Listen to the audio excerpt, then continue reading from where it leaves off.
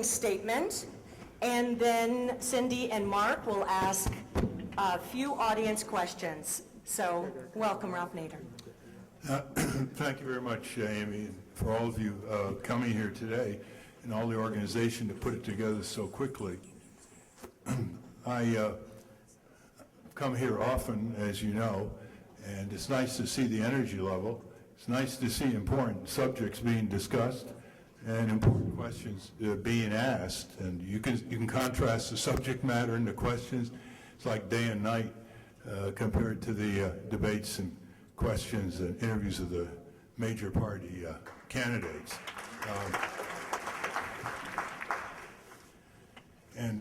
I was listening to the candidates, Cynthia McKinney and Jared Ball and Cat Swift and Jesse Johnson and Scott and Kent Messford, yeah, who doesn't even look like a Green, which is a good sign. So you get somebody,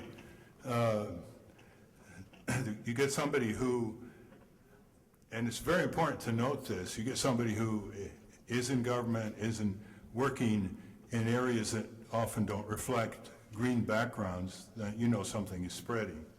So I've been given 7 minutes, and I'm not accustomed to that, but I'm going to try to compress this in the following manner, because what we have to do when we talk about injustice is get people indignant, who ordinarily would not get indignant, even though they know about this injustice. I mean, in a Business Week poll in 2000, 72% of the people polled said they thought corporations had far too much control over their lives. And that was before the corporate crime wave that started with Enron and the looting and draining of trillions of dollars from pensions and small investors and workers. You can imagine what it would be now. And 70% of the people want out of Iraq.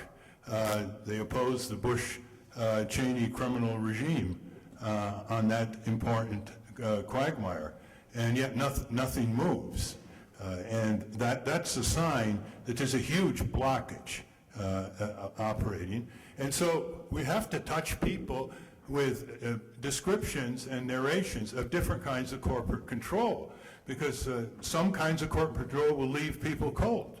A lot of people don't really have empathy to the inner city exposure to business crime, predatory lending, and rent-to-own rackets, and payday loan interest rates of 400%, and landlord abuses, and asbestos and lead. Other people resonate with the corporate seizure of our tax dollar, where a huge portion of the tax dollar that goes to Washington is cycled back to corporate welfare, bailouts, all the usual things that we've heard about. Now they're trying to bail out the banks. Well, there are people who really get angry about that, and we've got to enter that constituency as well. And there are people who are really upset about the desecration of our Constitution. Isn't it interesting? There's a push to ban constitutionally the desecration of the flag, but not the desecration of the Constitution. That's interesting. And here we have a criminal war, a war of aggression, politely called the war of choice in Iraq. And what happens? It violates the Constitution repeatedly. It violates federal statutes, international treaties that we are signatories to that have a force of federal law.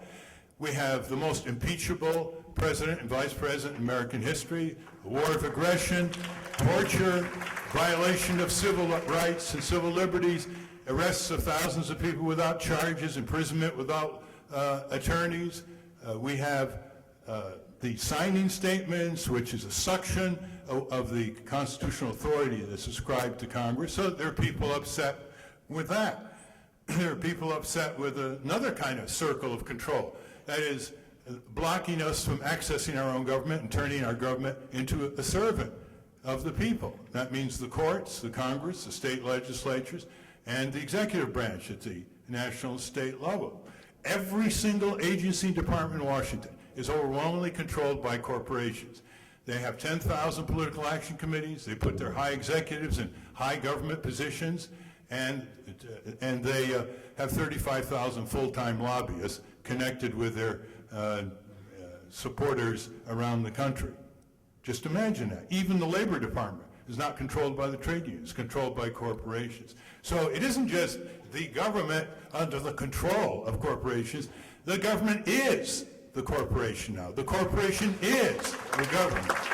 And if you look at what Blackwater is, the stories and the outsourcing to Halliburton, more and more government functions, hundreds of billions of dollars, are being contracted out to corporations. Corporations now monitor welfare rights screening. They monitor national security screening for people who want to work in government. These are private corporations performing government functions. That's the kind of thing that Franklin Delano Roosevelt called fascism. In 1938, he said, when government is controlled by private economic power, that is fascism. He said that to the communists. Some people are really upset about the greed and power, that the head of Walmart makes $11,000 an hour, 8 hours a day, and workers are making $6.50, $7, $8, $9, $10 an hour in Walmart. And that's not the highest paid executive. People feel that that's not fair for some reason.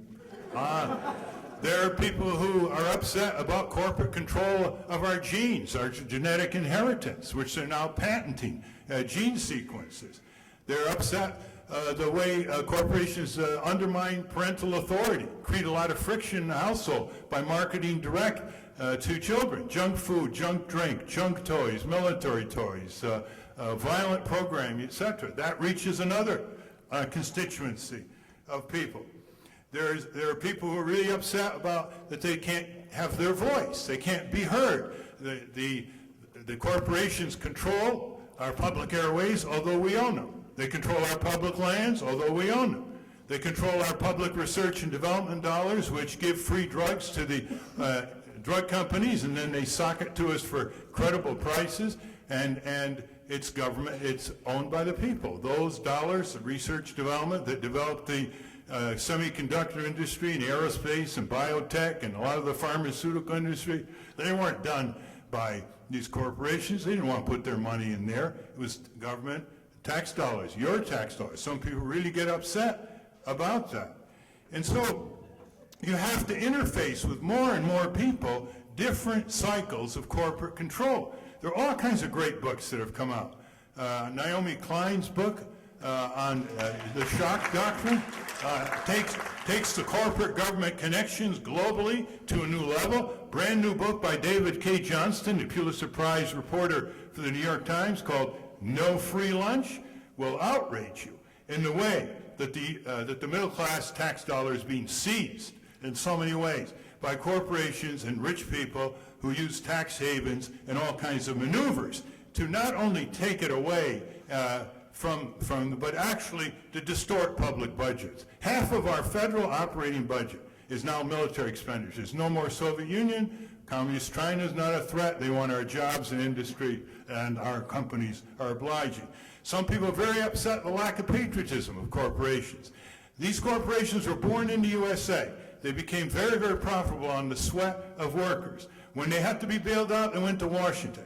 When they got in trouble overseas in their exploitation, they called on the U.S. Marines.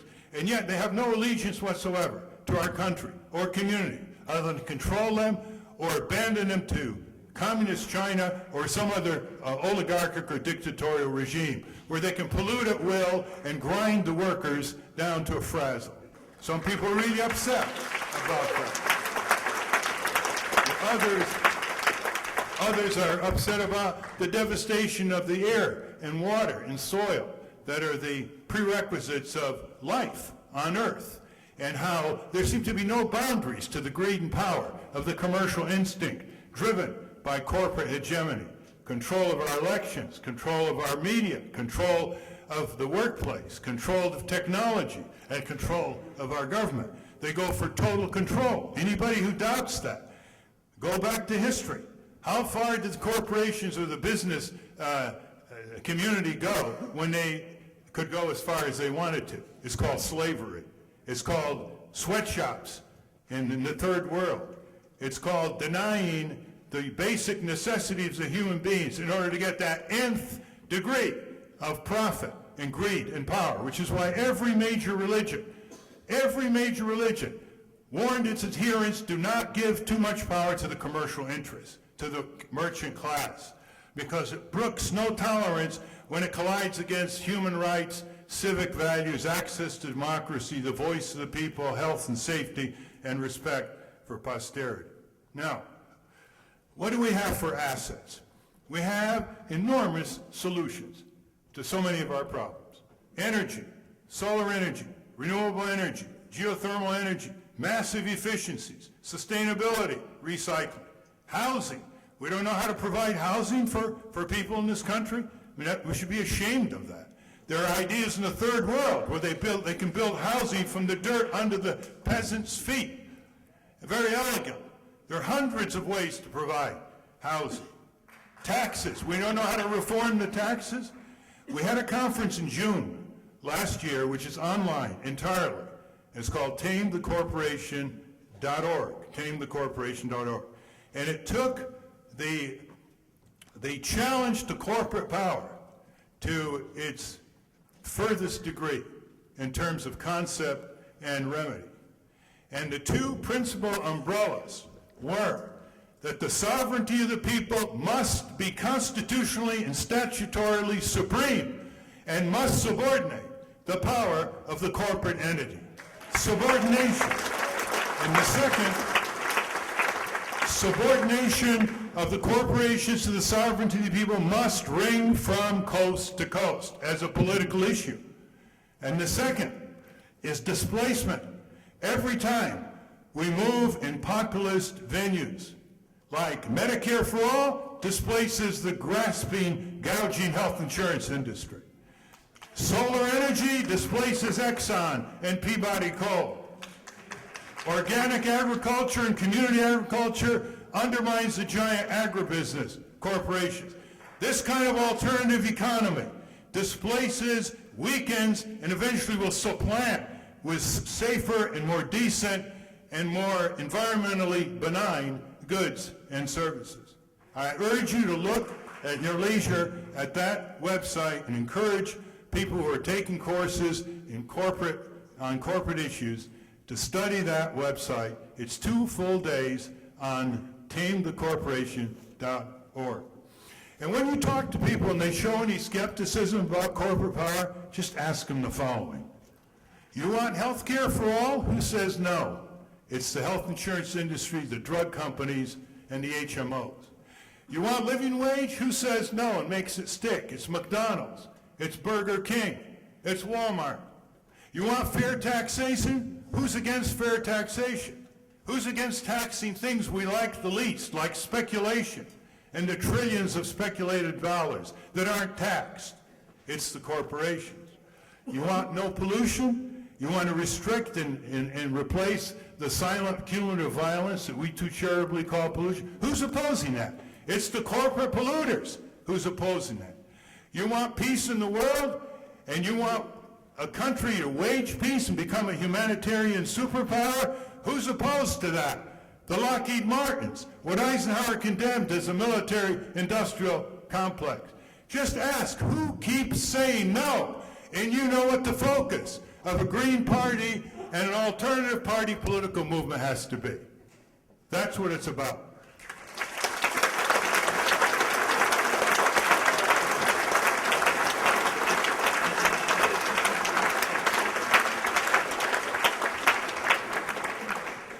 So the problems are clear, the injustices are there.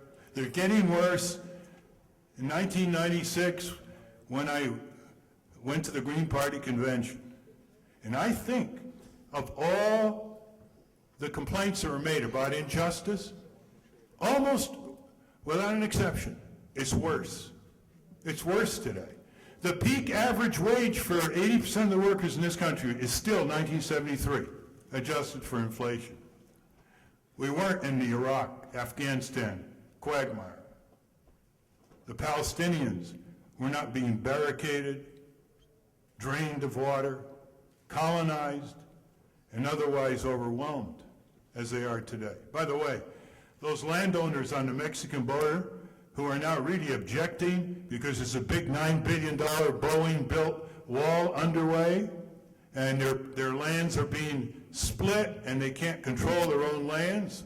They ought to have a big rally with a big banner entitled, "We're now all Palestinians." That'll get some attention. So we come to the conclusion. How much are we going to give? Just one bit. How much are we going to give? How much are we going to give? How much are we just one more minute. How much are we going to give of our time, talent, and energy? That's really the disconnect, and we all know that. And no party is ever going to grow unless it has full-time organizers. No social justice movement, whether it's civil rights, abolition, women's rights, has ever prevailed without full-time organizers in the field. And that means to reflect Peter Camayo's urging and Ross's urging, I hope before you leave here that you make the best and largest contribution to the Green Party of California. Thank you.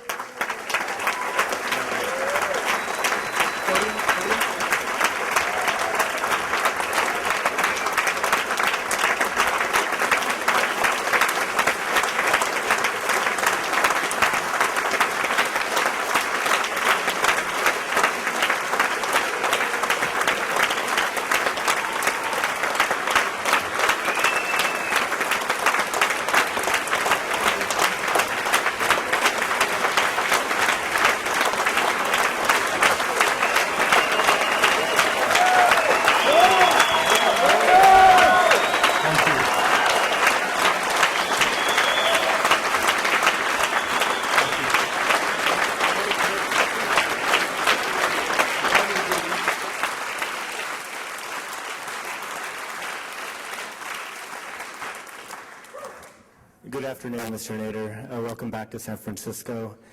We have some questions from the audience. Cindy Sheehan and I will ask the questions. There'll be 2 minutes responses for each of the questions. The first one is regarding proportional representation and instant runoff voting. What are your views on instant runoff voting and proportional representation? Well, that's what are needed to make the votes count. I mean, we have a winner-take-all system where if you're part of the 49%, you don't have any of your votes count. So Western Europe and other countries in the third world have come up with proportional rep and instant runoff voting, and that's something we have to discuss. Can you imagine any of the major candidates at a debate being asked by the reporter, what do you think of? There are so many taboos, self-censorship by the press. They don't even ask the questions the Wall Street Journal puts on its front page. What are you folks going to do on corporate crime law enforcement? Something like that. So we've got to push those things, but, you know, if you can't get explaining instant runoff voting and proportional rep in 9 seconds and 42 nanoseconds, you won't even get on the air to begin. So we're going to have context how fast we can put it on these soundbite journalism.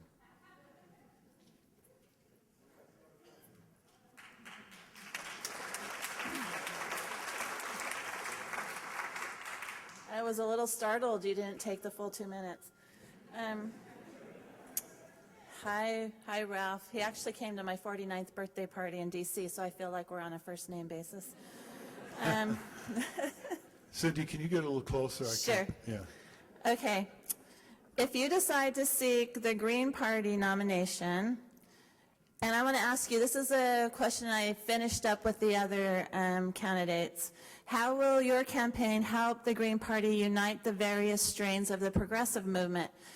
This question focused on labor, and the other candidates didn't really talk about labor. Historically, labor has affiliated with the Democratic Party, which to me is inexplicable now because the Democrats are, they support free trade agreements. They seem to support our jobs going overseas. So how would your candidate candidacy unite these movements, but I think I would like you to particularly address the labor movement. Build bridges to the Greens.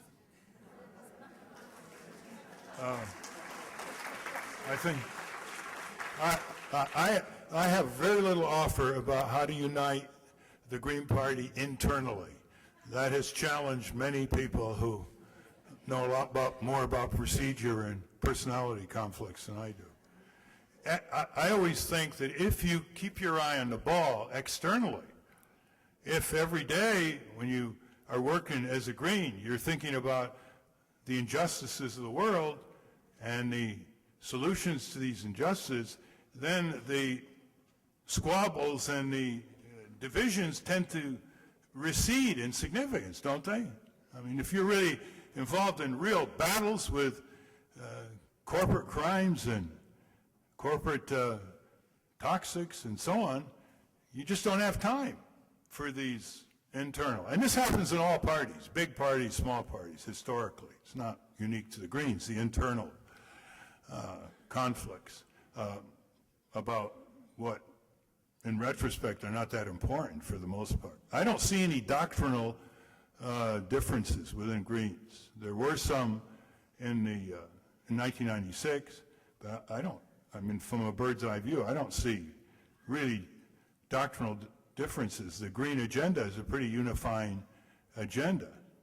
There are personality differences, there may be tactical differences, rules of the game differences of the party, but not doctrinal. And that, to me, you're at third base there. I mean, if you're doctrinally unified. On the labor unions, I think big labor has bought into the Democratic Party. I mean, they bought into it a long time ago when they didn't start their own party. And, I mean, when they were really much more powerful. And this book just come out on Tony Mazzocchi, which is really a great book. You should all read it by Les Leopold. It just came out. Tony Mazzocchi, in my book, was the greatest labor leader of our generation. And when you read that book, you'll see why. But his point is, you mobilize workers around an agenda before you do anything else. And he went all over the United States doing that. And so you just work, you work with workers who are parts of unions first, but are not following the political party line. And then you work at some locals who are not following the party line and who are very fundamental in their approach to the maldistribution of power between corporations and workers. I don't think you're going to get very far at the AFL-CIO level, for example. But there is one other thing that changes labor's mind, and that is electoral victories. So if you become mayors and city council people and legislators, you'll get more leverage over the more formal labor leadership. But I think I just have two approaches to this. I think you have to have approaches that completely elevate the imagination of what you're trying to do. And I just have two simple bills in Congress. One is that no Congress will give its members a pay raise, health insurance, or pensions unless all the American people have it. And the second is that no war is engaged in anywhere in the world unless, when that war is launched, whether illegally or constitutionally, all military-age children of the President, Vice President, and all members of Congress are conscripted into the armed forces. See, now, All right, Mr. Nader. that's what's called a moral equivalence between the people and their political rulers. All right. All right, it appears Mr. Nader used time remaining from the last question for this question. I wasn't aware of the internal conflicts in the Green Party. We'll have to talk later. Mark. I wasn't aware of the internal conflicts in the Green Party. So you and I can talk a little later. But the next question actually is regarding violence. Many would say that the left, not just the Greens, but the left has kind of ceded the argument or the discussion on violence and has left it to the right to come up with solutions that are lacking in restorative justice qualities. Can you speak to violence in our inner cities, and not just in our inner cities, in this country, and what we can do about it? What kind of violence are you talking about? Gun violence in particular. Oh, you want the whole spectrum? You have 2 minutes.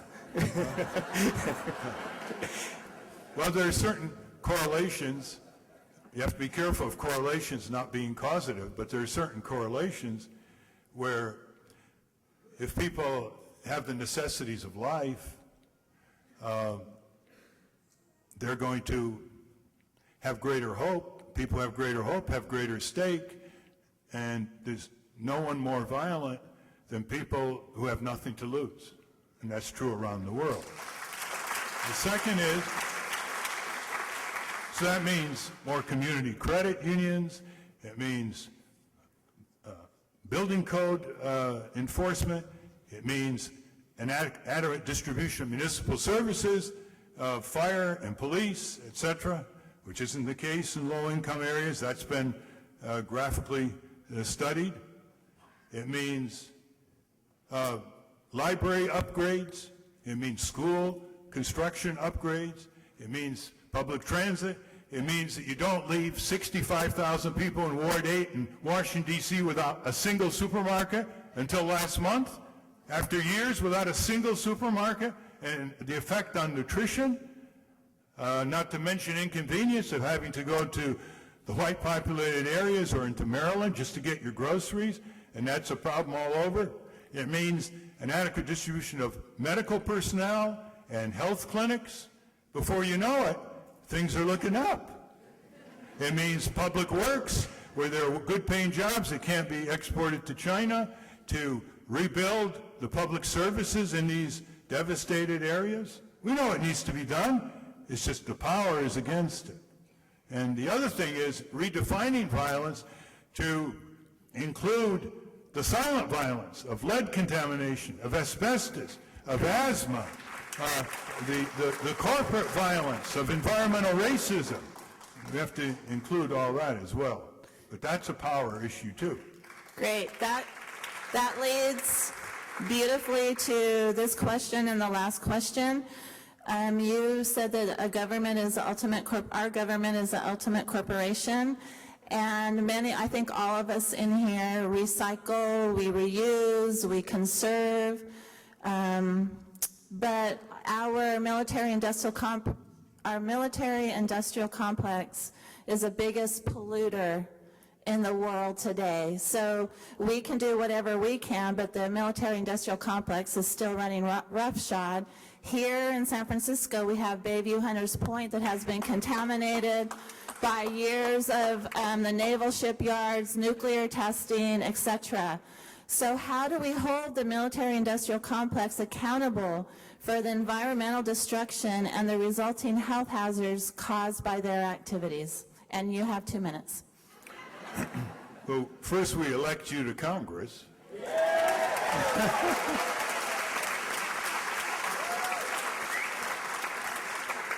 Second, we have to strip them of their immunity from being sued.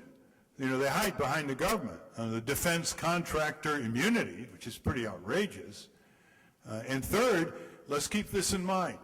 The fastest institutional change we can make in our government is through the Congress, where there are 535 men and women who put their shoes on every morning the way we do, 2,000 people in every district organized in a Congress Watchdog Club with the intensity of serious birdwatcher clubs. Nothing against birdwatchers. I just admire their intensity. How early they get up in the morning, the gloves, the binoculars, the notepads, the determination. If we had 2,000 people in each congressional district, that Congress would start turning around. I've often said that if the people back home are organized at the level of their own hobbies or at the level of their commitment to their favorite sports, whether as spectators or participants. All we need to know from members of Congress is whether they can read and write, because they would be taking the orders from the people back home. Applause for Ralph Nader. Thank you.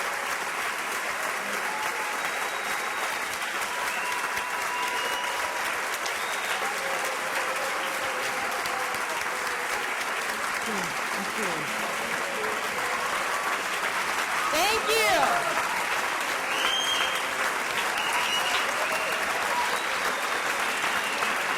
And thanks to all of you for joining us today in the 2008 Green Party presidential debates. A couple of announcements. Special thanks to the Green Party of Alameda and the Green Party of San Francisco County for arranging this event. Many thanks to Herbst Theater.